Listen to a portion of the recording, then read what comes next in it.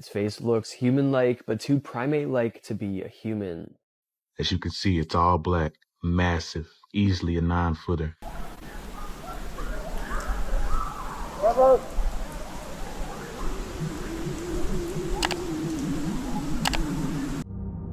On January 11th, 2026, the YouTube channel Dead Appalachia traveled through the Smoky Mountains on the Appalachian Trail near Tennessee and North Carolina, an area often linked to tales of feral people and Bigfoot sightings.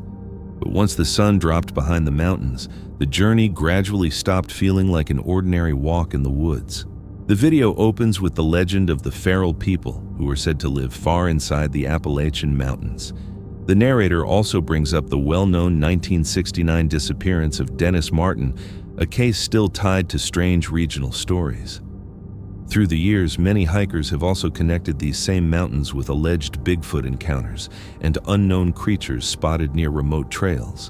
Now, the most popular potential case is the infamous disappearance of Dennis Martin in 1969. Dennis went camping with his father, his grandfather, and his brothers in the Smoky Mountains. Dennis and his brother wanted to play a little prank on the adults of their troop, so they hid in various areas around the campsite, and so the kids jumped out, laughing and screaming. All of them, except for Dennis. He had gone missing, and the poor boy was never seen again. Now, there are many theories as to what happened to Dennis, but one of the most popular ones is that the feral folk got him. The reason being is that there was another family around the area who was camping, and around the same time that Dennis Martin went missing, they heard a piercing childlike scream, and then saw a hairy, scraggly-looking man sneaking through the bush, carrying on his shoulder what looked like either a sack of flour or a small child, before completely vanishing into the forest. While hiking near Round Bald and Jane Bald, he comes across an abandoned campsite hidden close to the path. Damaged gear tarps and camping items are left scattered around the area. He looks over the site for any clear signs of a struggle but finds nothing obvious. There looks to be an abandoned tent over here, or something of that sort. Someone up and left their tent. This is one of those really crappy Ozark trail tents. No wonder they left it. Definite fire pit. Some type of rain fly or tarp. Yeah, it's a tarp. And then tent poles here. Do you think somebody was preyed upon by the feral folk and the cannibals just left their stuff here? We can poke around a little bit, make sure there isn't any sign of foul play. Who knows, maybe the feral folk did get them. There's a bunch of shavings over here. There is fuzz. This is probably fire starter that they use. A rubber band. Here's one of their tent stakes. The longer I stay here, the more this is pissing me off. They left in a hurry, obviously, so maybe this is a sign of some type of struggle. I don't know. Later, as he continues farther along the trail at night, coyotes can be heard echoing through the forest directly in front of him. The path grows darker and more isolated while the temperature keeps falling.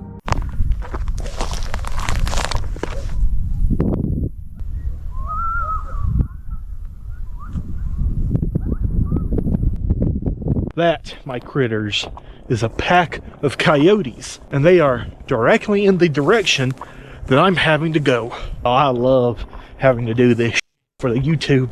So right now we are on the second bald. If you keep going up that way, it takes you up to the very tippy top bald. But we are going to go down here on the Appalachian Trail, 3 miles or so this way. It's an AT shelter. That's going to be our stopping point. Oh God, please no. Please no.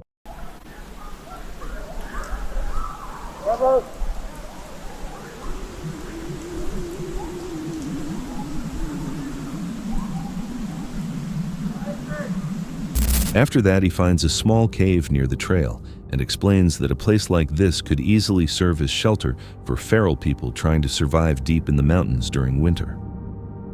A loud sound from the nearby brush later makes him stop and listen closely before he continues moving.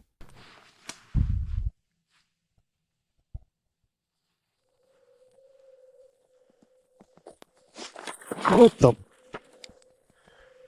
Oh, I think it was a squirrel. Let's just hope it's a squirrel. Soon after, he walks through a strange, broken tree formation known as the Witch Doorway. Places like this are often connected to Appalachian folklore, and many stories about Bigfoot or feral people are said to happen near remote areas locals avoid. This right here looks like a fae or a witch doorway, kind of a Blair Witch situation where if you pass the threshold, you're stuck there in that pocket forest realm forever. By the end of the night, he reaches the empty Stan Murray shelter and uses night vision to scan the dark woods around the area before trying to sleep alone in the mountains. Some viewers found the video unsettling because nothing was ever clearly answered. The sounds, abandoned camp and quiet forest, felt more real than paranormal. But if someone truly was living deep in those mountains, would hikers even realize they were there? A calm night in the Sierra wilderness became terrifying on July 8th.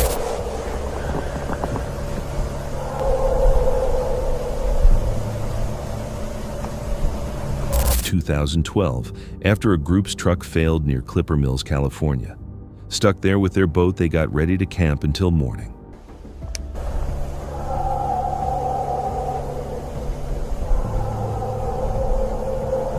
But after nightfall, an unsettling silence covered the forest until about 10 p.m. when eerie screams burst from the trees. The noises became louder and more disturbing, leaving the group rattled as they understood they might not be alone out there. In 2005, a hiker on Silver Star Mountain in southwestern Washington photographed an odd figure while taking basic scenery pictures.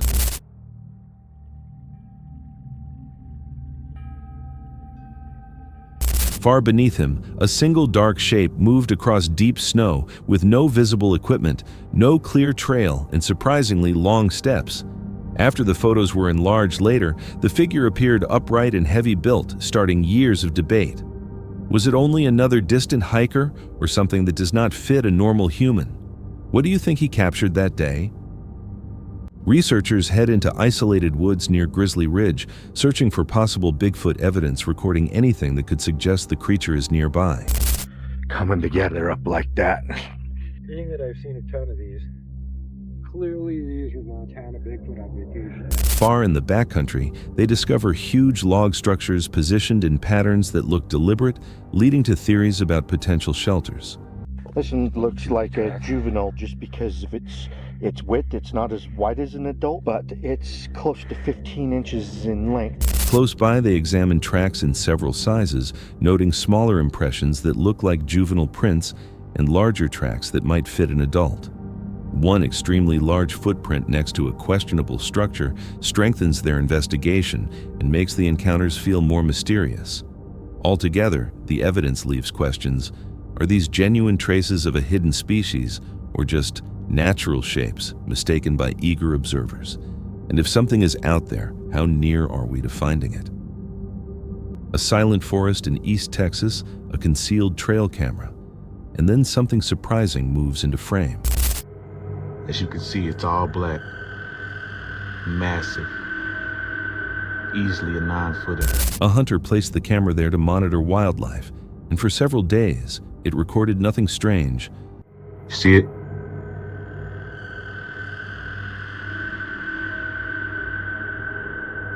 Until an enormous, completely black figure appeared, only feet from the lens. Standing on two legs with dense dark fur, it almost looks like a gorilla, but its face turning toward the camera raises more questions. The footage matches no known animal, leaving many wondering if this is one of the clearest Bigfoot recordings ever captured. In the stillness of the woods, something unusual rests between the trees, unaware that someone is recording. The creature came and sat down right in front of the camera. Filmed in daylight at an unknown location in 2024, the clip shows a large, dark-haired figure sitting motionless in the brush. Its face looks almost human, yet clearly primate-like, causing the person filming to remain quiet and keep a safe distance. To its Neanderthal-like facial features, its face looks human-like but too primate-like to be a human. It does move. The creature moves slightly but never seems to notice the camera. Many believe this may be one of the clearest Bigfoot sightings ever filmed, but is it real evidence or a convincing fake? What do you think? After 2 weeks of constant surveillance in a remote wilderness area, the team finally noticed something strange.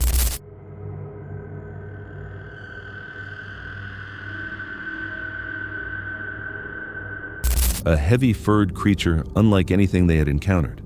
Its long arms, solid frame, and almost human-like gaze raised instant questions.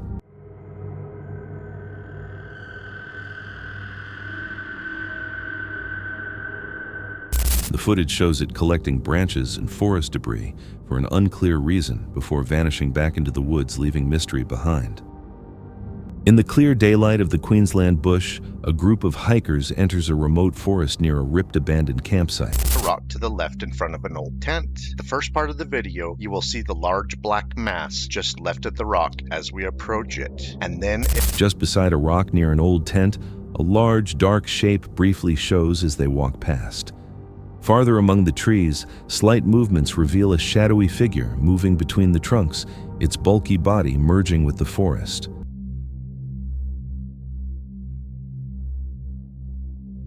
Later, while casually recording beside the damaged tent, the camera unknowingly catches a towering form behind the trees. When enlarged, a possible yowie appears to be watching from a distance. Could this be Australia's hidden forest creature? At Springbrook National Park in Queensland, a thermal camera records 2 large heat-producing figures concealed behind a tree.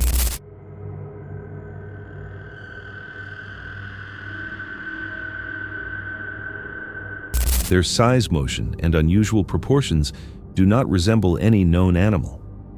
As the forms move, their human-like outlines grow clearer, leaving viewers shocked and questioning whether this is Bigfoot evidence or another mysterious creature still unknown.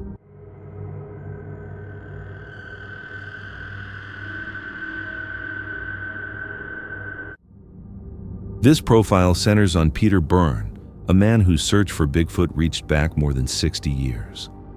Born in Ireland, Byrne's road carried him far from home, driven by a need to answer questions most people would never stop to consider.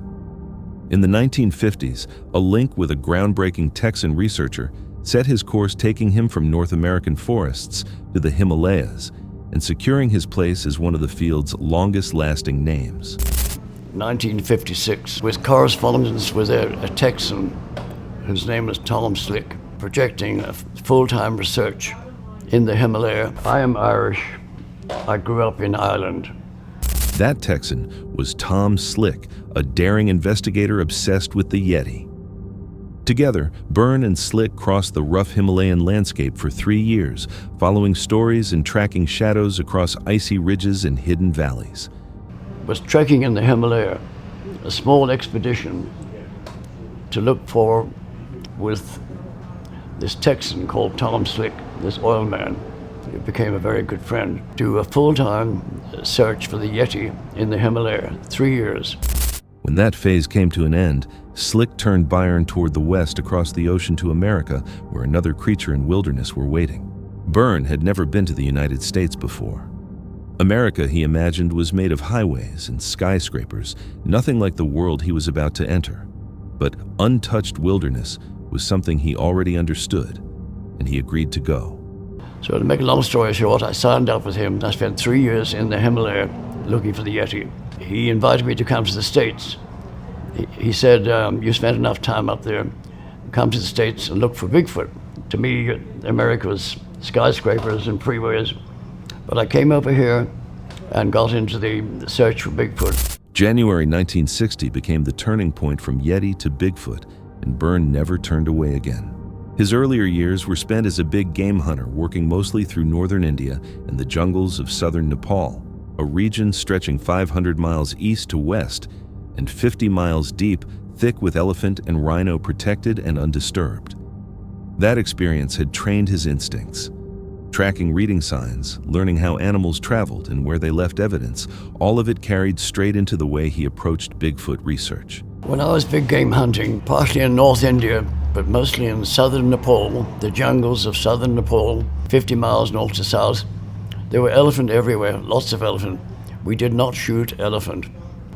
So that's when I first got into Bigfoot. And that was 1956.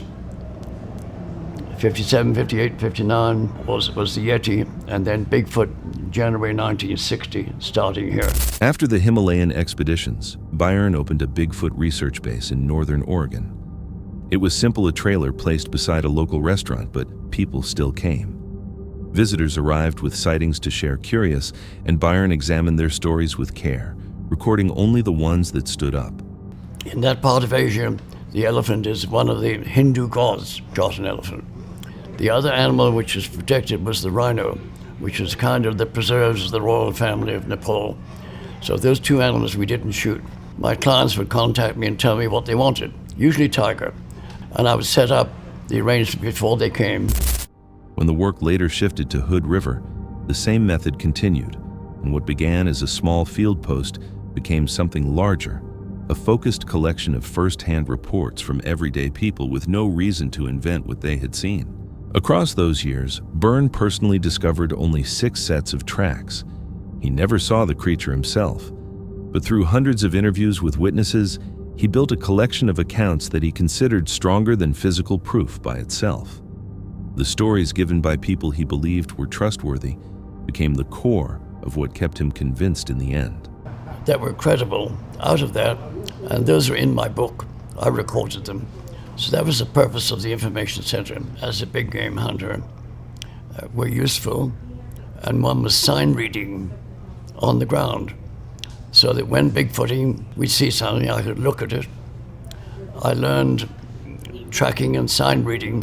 One report stood out from the rest. Witnesses described a dark brown figure over 7 feet tall, walking upright with a stride they could not match to anything familiar. It came to within about 200 yards, then stopped. It turned toward them. For a brief moment it remained still, arms out, watching, then turned again and moved back into the trees without showing any panic. Byrne's reading was measured machinery noise nearby had probably disturbed it and pushed it to move before it could locate the source, a reaction that matched how large wild animals behave when they cannot place a sound. Through his career, Byrne worked along the line between skepticism and belief. He accepted skeptics. He knew the subject was not broadly accepted. Only a small group of scientists ever treated it seriously. But to Byrne, the mystery had never truly been closed, only pushed further down the road. So the thing walked up to about 200 yards away, it stopped, looked at them, turned and walked away. 7 feet tall at least, 400 to 450 pounds, enormous, swinging its arms, walking upright. And when it stopped like this with its hands out. So the sighting is extremely unusual in that the time of the day, the people. So my theory there is that noise of the machinery got it up, which happens with wild animals very often. They can't pinpoint sound. After 60 years of following tracks and listening to witnesses, the question he kept coming back to was simple. How close is it really? And what would you do if you suddenly found yourself standing before it? A hunter who spent years reading animal signs in some of the thickest wilderness on Earth and still could not find the thing he was searching for says something about what kind of animal this could be if it exists at all. Byrne never said he knew for certain. He simply kept returning. What do you think kept him out there for 6 decades? Evidence or something harder to explain?